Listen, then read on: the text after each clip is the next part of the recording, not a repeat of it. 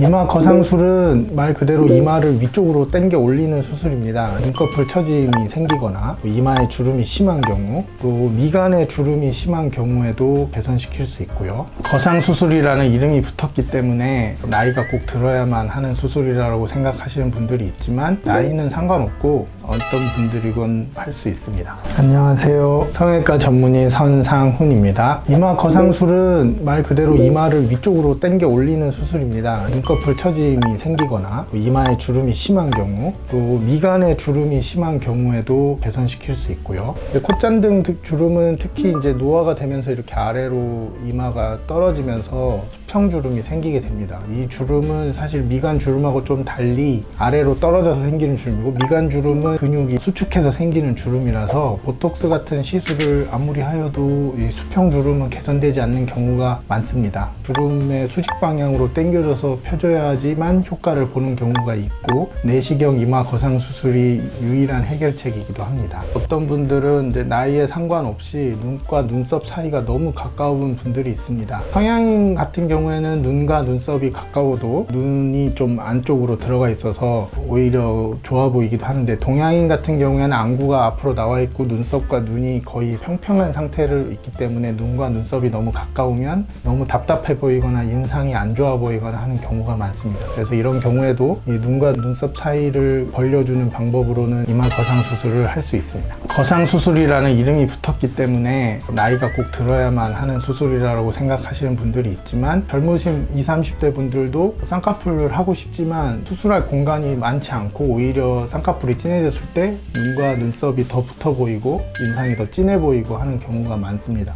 20, 30대, 10대도 한 케이스도 있고 하고요. 그래서 나이는 상관없고 어떤 분들이건 할 수 있습니다. 내시경을 사용하는 이유는 이제 절개선을 최대한 짧게 하려고 하는 것입니다. 지금도 그렇고 과거 내시경 사용하기 전에는 머리속이나 이마 헤어라인에 수평으로 길게 절개선을 내서 당기는 수술을 했습니다. 절개선 자체가 흉터가 많이 남고 또 회복도 길고 신경 손상 같은 우려도 크기 때문에 절개선을 조금씩 여러 개를 한 다음에 내시경을 사용합니다. 이마 거상술하고 눈썹 거상술하고 고민하시는 분들이 가끔 있습니다. 눈썹 거상수술을 추천하는 경우는 콧등이나 눈가 주름이 심하지 않고 눈 처짐만 있거나 아니면 눈하고 눈썹 사이 거리가 너무 있는 경우에는 오히려 이마 거상을 했을 때 눈과 눈썹이 더 멀어지게 되면 좀 어색하거나 보기 싫어질 수가 있습니다. 이런 경우에는 눈썹 거상 수술만 추천드리기도 합니다. 이 내시경 이마 거상술에 대해서 말씀드렸는데요. 눈 수술만 생각하시다가 이마 거상술 설명을 듣고 당황하시거나 처음 들었다고 하시는 분들이 있는데, 오히려 그게 좋은 방법이라서 추천을 드리는 경우가 많고, 눈 수술을 했을 때보다 더 결과가 좋은 경우가 있기 때문에 주변에 어떤 분이 무슨 수술을 해서 결과가 좋다고 본인에게도 꼭 적용되는 건 아닙니다. 상황이 모두 다르기 때문에 상담을 직접 오셔서 얘기를 들어보시고 최선의 방법을 선택해 보시기 바랍니다. 이상으로 압구정 서울 성형외과 전문의 선상훈이었습니다.